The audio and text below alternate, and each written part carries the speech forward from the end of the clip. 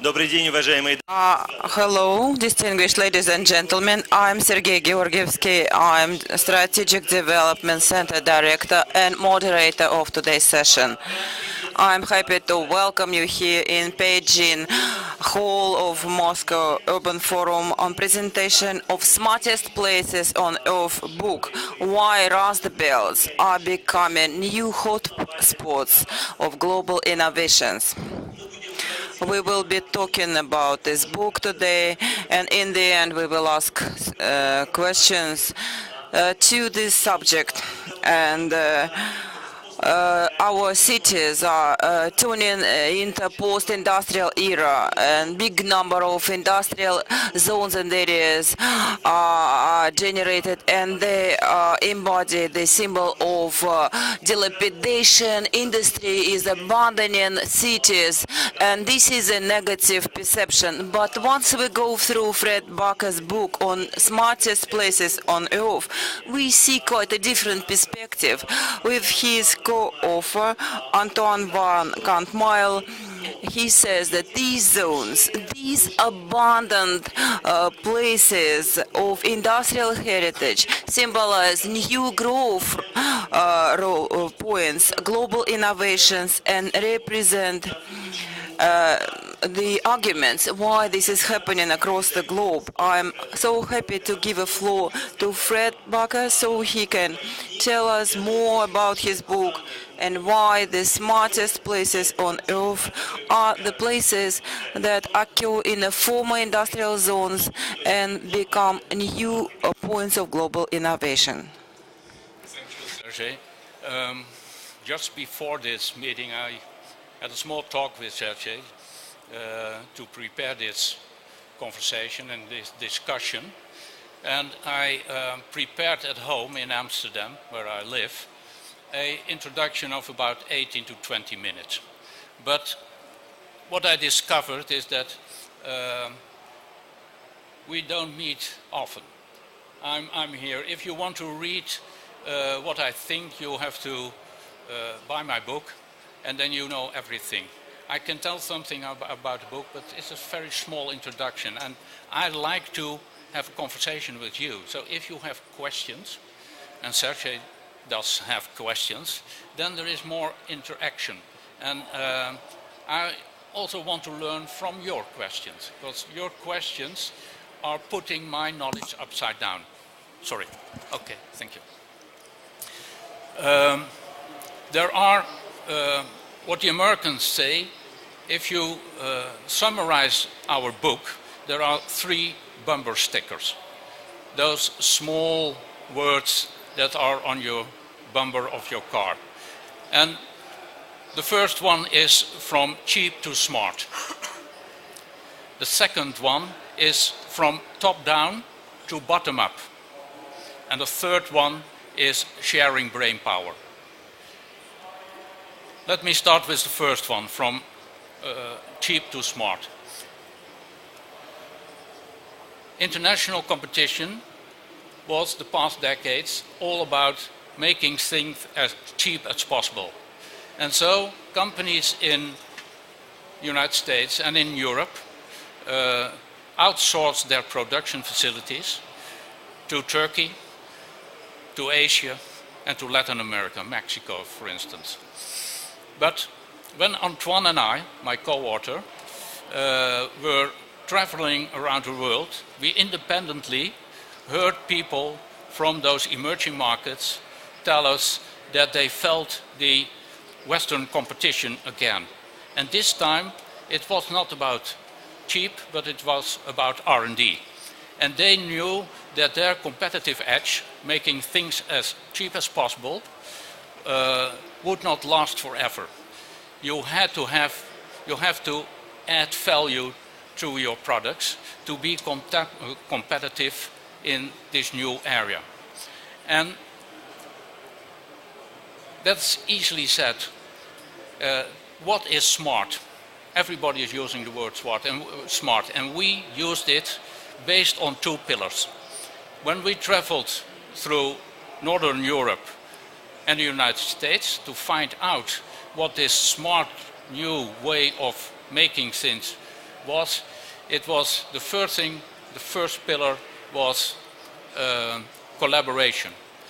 All the people we spoke to, professors, entrepreneurs, young startups, engineers, they all said that technology has a huge potential to solve 21st century challenges, like sustainable growth, like new mobility, like healthcare, new materials.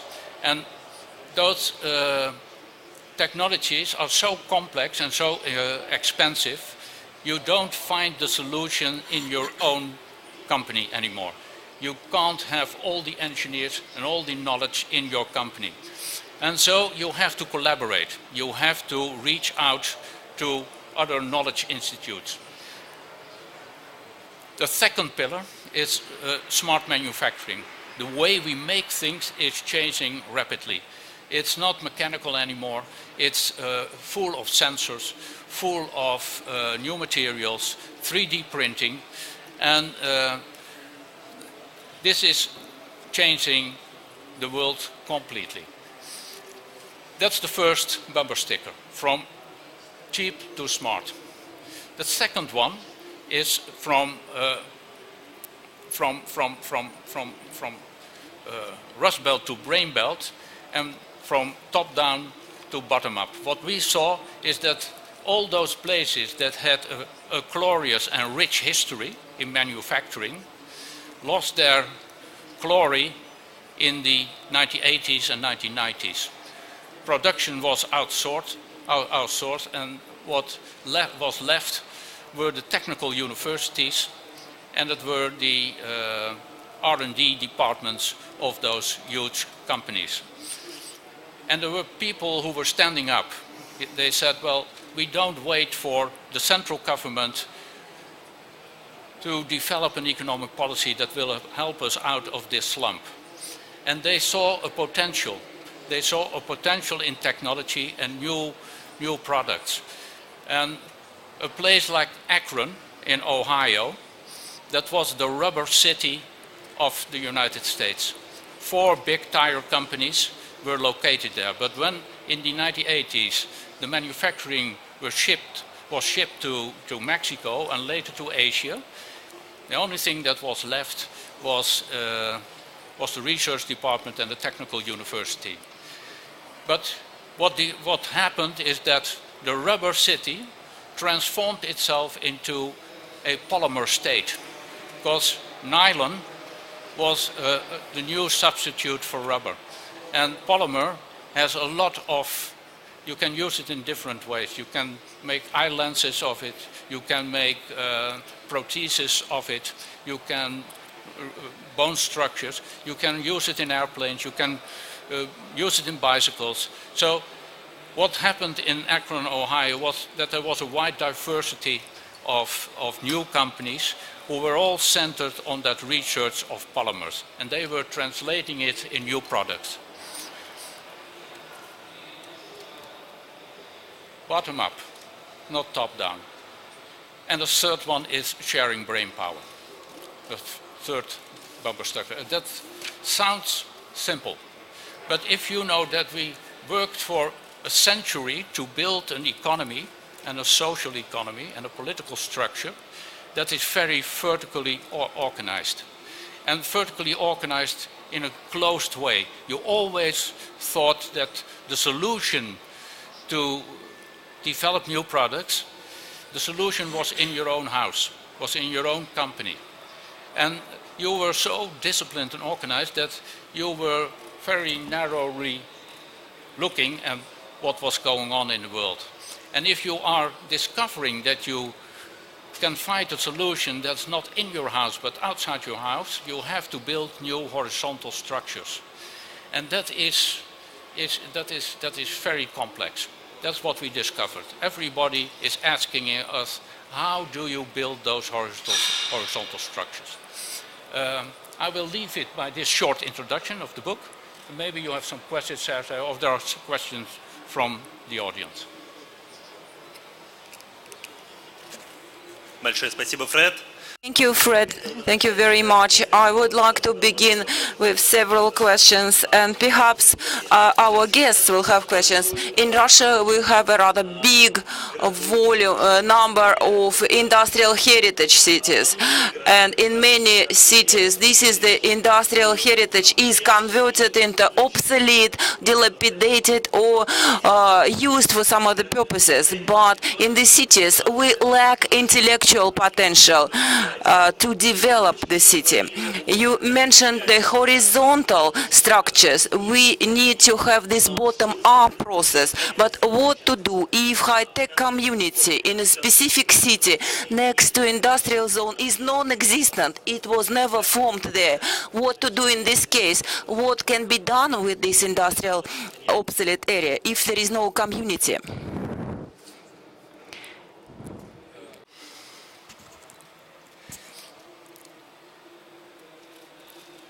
It's a very simple answer. The solution is there. That's for one thing. Don't look too far. But it's mostly between your ears.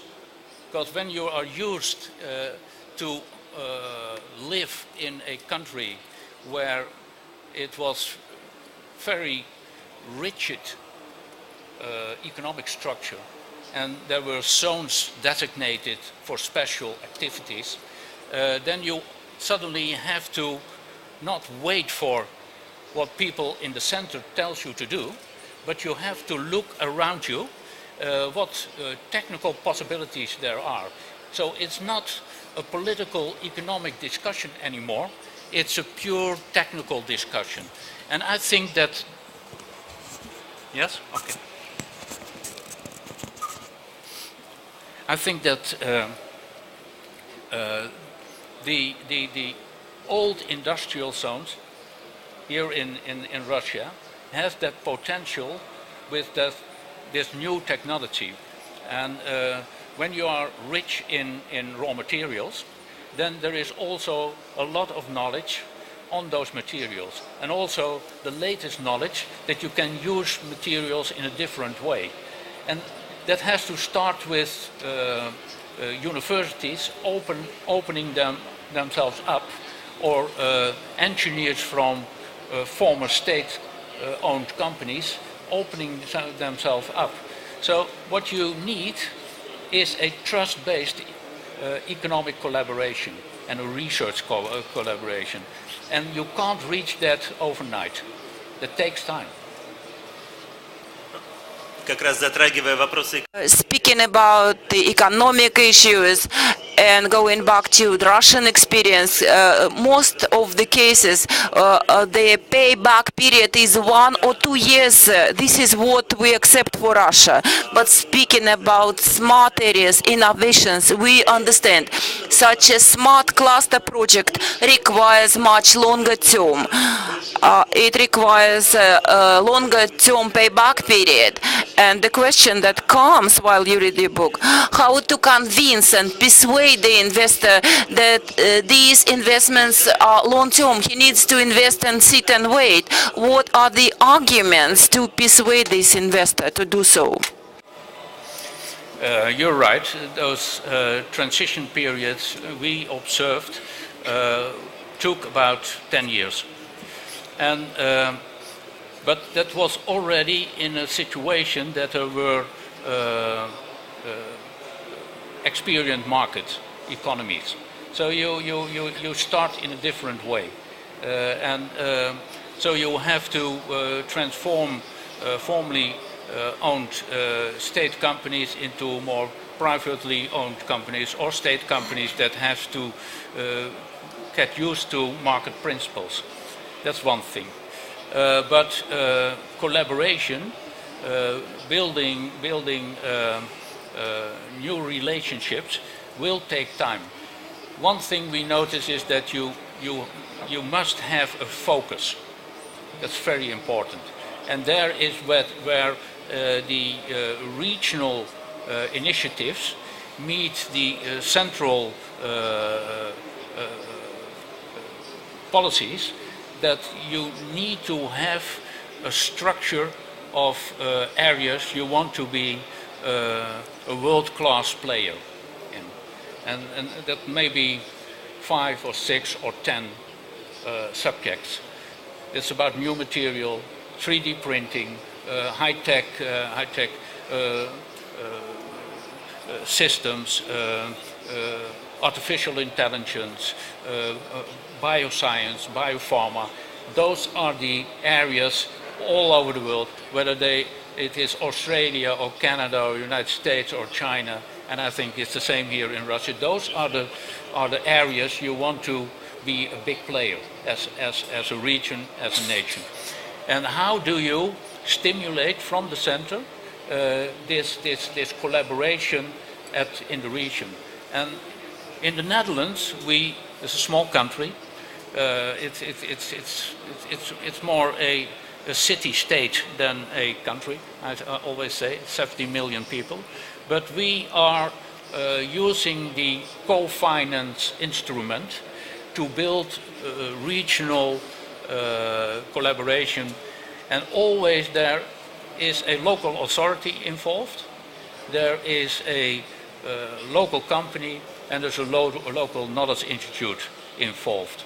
And they have to write a proposal for a technical collaboration. It might be on the level of maintenance, on 3D printing, on new materials, all the subjects I mentioned. And they have to be close to applied science.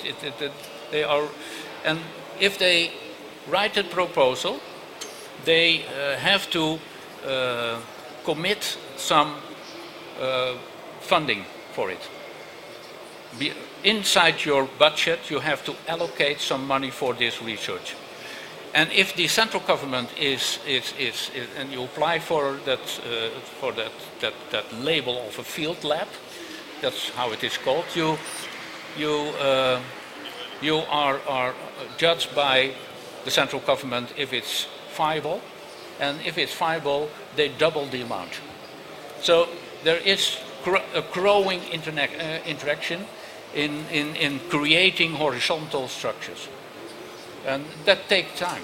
It took the Netherlands about 15 years from the start of a discussion on an innovation platform organized by the central government, during which the local development was going on, and they met in new policy measures after about 14 years. У нас остается еще 10 минут для того, чтобы аудитория могла задать вопросы. Well, we have 10 minutes left for Q&A. We have Bakker. The first question was from the first aisle. Спасибо. Thank you. I'd like to reinforce Sergey's question and provide a particular example of provincial city of Russia, Rostov-on-Don, and it's south-west of Russia. The context is we can compare Chinese cities with 3-5 million cities, Russian cities about 1 million and 0.5, and 200,000-300,000 European cities, and comparing in this context in terms of variety of economics and entertainment of similarities, well, the situation is small, and how do we transform when the concentration is little of business and entertainment and technical progress? How do we make a transition to those things you're talking now? That's to continue Sergey's question, if you understood the question right. Okay. The first thing is, what you have to do is find out what is the traditional activity in Rostov. Is it car making? Is it steelworks? Is it whatever it is? You have to have a focus, because in that activity is the seed for a new development, because you have an experience in it, and you have people working in those companies that have an experience in raw materials, in manufacturing, in engineering, and there is a knowledge institute. And is there a relationship between a university and those companies? And how do you reach out to each other? And because you have to do it step by step. Don't make big plans. If it is a big plan, then it should be an ambition, a purpose, not a goal. Get rid of the 5-year plan, but think in terms of potentials. And the answer is in that city. It's already there. It's just before your nose. That's what we saw. So there is hope. And if you have hope, then you have another energy in your community. Then you are not waiting and not talking about people, but you're talking with people. And that's a completely different situation. So people ask me this question many times, and I always say, make little steps. But all those steps, in the long run, you reach out very further than walking very fast. When you start running, you have forgotten to look around you what's already there. Because you're reaching out to something in the far future that's already here. There's a precious knowledge in Rostov. Look at it very positively, because it's there. Есть ли еще вопросы, коллеги? Questions, dear colleagues, raise your hands. Yes, you're welcome.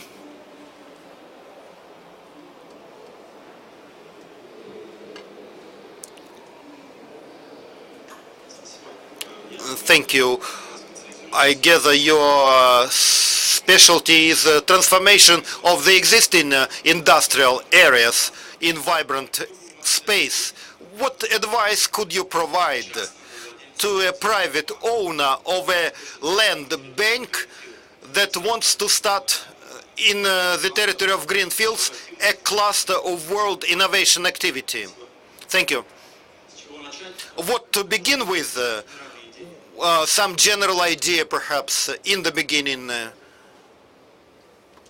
That's a land bank, and he wants to organize a world cluster for innovation in his greenfield.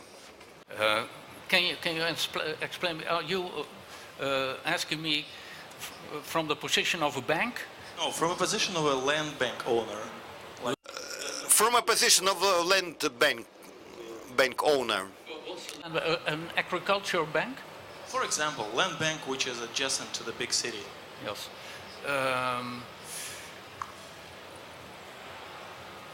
You have different ways to go. You can focus on fintech. Pardon, what is it? Repeat once again.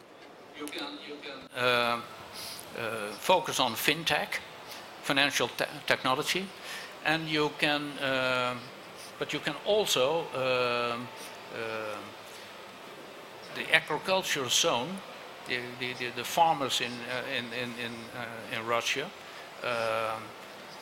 are reorganizing themselves, and they are,